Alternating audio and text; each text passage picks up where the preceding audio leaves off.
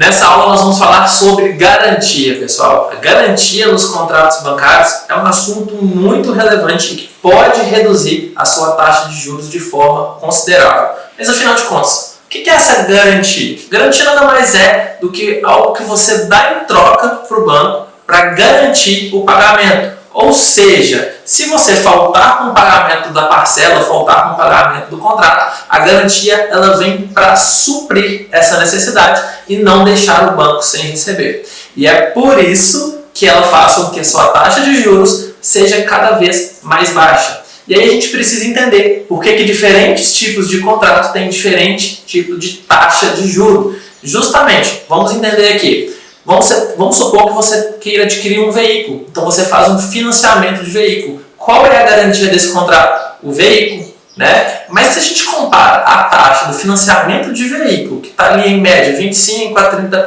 a 30% ao ano, com a taxa média de uma aquisição de imóvel, de um financiamento imobiliário, que tem como garantia um imóvel, essa taxa é bem mais alta. Porque no financiamento de veículo a gente tem ali entre 25% a 30%, e no financiamento imobiliário a gente tem uma taxa de juros 8%, 9%, 10% ao ano. Por que essa do financiamento imobiliário é bem mais baixa do que a do veículo? Porque a garantia do veículo é uma garantia que existe, só que ela tem algumas dificuldades para o banco. Qual? Adivinha?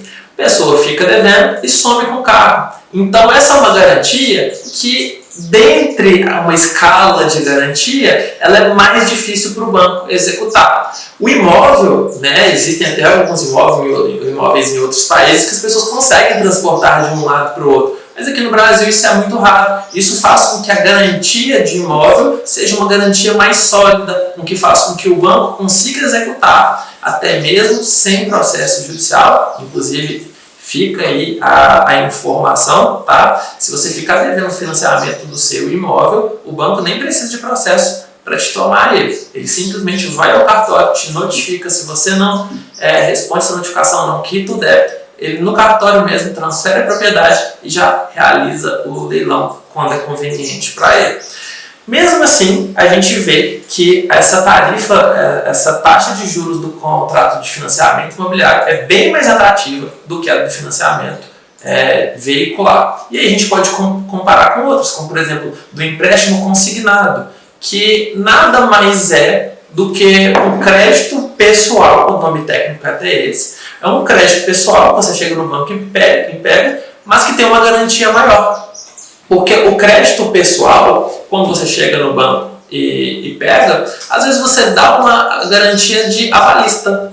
Um avalista, o que é o avalista? O avalista, um fiador, é uma pessoa que garante que aquele pagamento vai ocorrer caso você não pague. Agora, e essa garantia não é uma garantia tão segura assim, porque quem garante que aquela pessoa também vai ter o patrimônio na época que o seu dinheiro faltar? Então, quando a gente pensa em comparar o crédito pessoal com o crédito consignado, a diferença é exatamente aí, porque o crédito consignado ele já é na folha. Então, se você não pagar, ou seja, o risco de você não pagar é muito menor, porque o desconto já vem na folha, o dinheiro nem chega a cair na sua mão. Vai da sua fonte pagadora, a sua fonte pagadora já faz o débito e aí você recebe só o valor com aquele desconto. É muito melhor para o banco. Quando é melhor para o banco, a taxa de juros tende a ser mais baixa. Falando agora sobre os tipos de garantias, a gente tem garantias reais ou garantias fidejussórias. As garantias reais são aquelas que a gente dá um bem em garantia. Pode ser um imóvel, um veículo, um maquinário, que é muito comum em cédulas de crédito rural, ou as fidejussórias, que é quando alguém garante para você.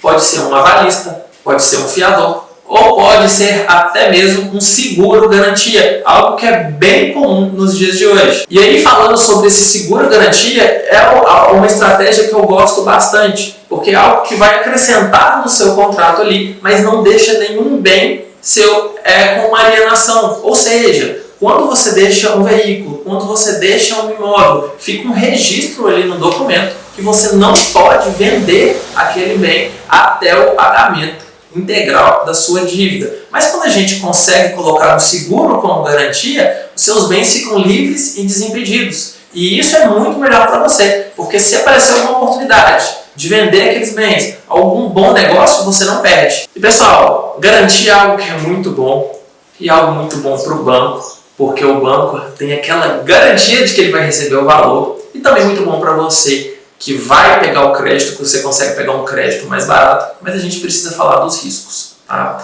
Então, tenha muita atenção sobre o que você vai colocar aquela garantia, o que você vai dar em garantia, quem você vai colocar, você vai envolver no seu contrato. Você pode, numa questão de inadimplência, a gente sabe que a gente faz contratos muito longos e a vida ela pode apresentar alguns percalços, algumas dificuldades, coisas que a gente não consegue prever, não é mesmo? Então, quando a gente dá algo em garantia, a gente tem que ter em mente que em algum momento a gente pode ficar sem aquilo. Se a gente chega num momento de inadimplência, pode ser que o banco vai chegar e vai tomar aquele bem. E pior ainda é quando a gente fala dessas garantias fidejussórias, que são as garantias do avalista, do fiador, porque a gente acaba envolvendo outras pessoas num problema que é nosso. Muitas vezes até pessoas de família. Quantas vezes eu já atendi clientes no meu escritório, empresários, que colocaram os filhos como avalistas, que colocaram algum outro parente, e aí trouxeram uma dor de cabeça gigantesca para essas pessoas. Essas pessoas nem sabiam o que estavam assinando. Infelizmente, a gente tem que ter muita atenção quando a gente assina como avalista, como fiador de alguém. A gente está garantindo aquele crédito. Então, assim, eu tenho histórias muito tristes dentro do meu escritório de crianças que chegam à maioridade já com o nome sujo, sem acesso a crédito, que dificulta muito essa pessoa a desenvolver a sua vida. E é um problema que ela não quis que acontecesse. É um problema que ela talvez nem soubesse como que ela diria não para o pai, para uma mãe que precisa de alguém. Então vamos ter muita atenção sobre o que a gente vai colocar como garantia, os prejuízos, fazer esse cálculo. Muitas vezes o próprio empreendedor já está sem o nome e aí começa a utilizar o nome dos filhos. Então tenham muita atenção, porque a gente acaba atrapalhando a vida dos nossos próprios familiares e é algo que acaba influenciando em outras áreas da nossa vida. Foge até da questão bancária ali, mas influencia dentro da sua residência. E aí que eu costumo dizer, que a gente precisa ter uma base forte para não fazer nenhuma bobagem no financeiro. E por isso que a gente precisa, inclusive, ter um psicológico muito forte. Por isso que aqui na nossa comunidade, na academia, a gente tem essa preocupação. Justamente porque quando a gente lida com dinheiro, a gente não tem o costume de pensar que a gente precisa de ter esse apoio, a gente precisa de ter essa base forte. Quando isso começa a ruir, quando a gente começa a deixar isso ficar abalado, torna um grande prejuízo que pode virar uma bola de neve, que vai ser algo bem complicado de sair. Tem formas de sair? Tem. Inclusive o meu trabalho sempre é esse. Deixar as empresas funcionando novamente, empresas endividadas, mostrar aquela luz no fim do túnel, fazer as renegociações da forma correta. Mas de fato a gente não quer que ninguém chegue a esse ponto. E aí, prosseguindo, a gente precisa compreender como que esse contrato ele é feito. Porque o banco ele não é bobo. O que o banco faz? Ele coloca a empresa para assinar o contrato, ele coloca você como sócio, como avalista ou como parte nesse contrato. Por quê? Se a empresa não paga, vamos supor que você tem uma empresa limitada, ele tem a garantia que você, na pessoa física, vai pagar. Então, essa é uma forma muito inteligente que o banco faz de aumentar aumentar as chances do recebimento. E por que isso é ruim para você? Porque você está colocando o seu patrimônio de pessoa física na reta. Se a sua empresa tiver algum problema, se a sua empresa quebrar e no seu contrato com o banco você ficar devendo, você vai responder na pessoa física, porque você está garantindo aquele contrato.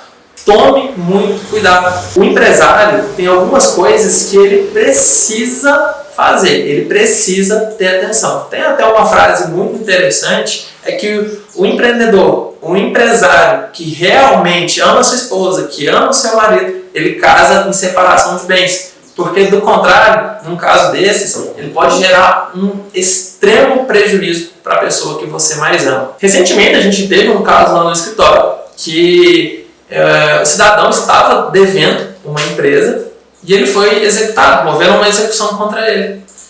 Não achava nada o nome desse cidadão. E aí descobriram que ele era casado, no regime de comunhão parcial de bens. O que aconteceu, gente? Pediram ao juiz para penhorar valores da esposa desse cidadão. Imagine a surpresa dela quando viu lá mais de 20 mil reais saírem da conta dela para uma dívida que não era dela. Somente por ter esse regime de casamento e estar casado ali com o empreendedor. Então, olha o risco, olha o olhar que esse empresário precisa ter e o cuidado com as pessoas com quem ele ama. Porque isso é uma coisa que vai afetar dentro de casa. Isso é uma coisa... Imagina o relacionamento dessas duas pessoas. A confiança fica abalada. Como que prossegue depois disso? E é por isso que eu digo que o empreendedor, o empresário, ele sempre deve ter esse olhar para o seu patrimônio, né? Nunca deve afastar ali a possibilidade de constituir uma holding, dos negócios operarem por meio de uma holding, para tirar esse patrimônio, para tirar a pessoa física da jogada do negócio com o banco. Quando você faz isso, você pode evitar muitos desses prejuízos que eu estou citando aqui. Mas, claro, cada caso tem que ser estudado, cada caso tem que ver o que é a melhor situação. Mas você que é empresário, você que tem essa preocupação com a sua família, você que olha para frente e sabe que os percalços podem acontecer, nunca descarte essa possibilidade de fazer uma reorganização patrimonial para evitar que sua família seja prejudicada. Vamos para a próxima aula e não se esqueçam de acompanhar as aulas da mentoria e participar da comunidade ativamente.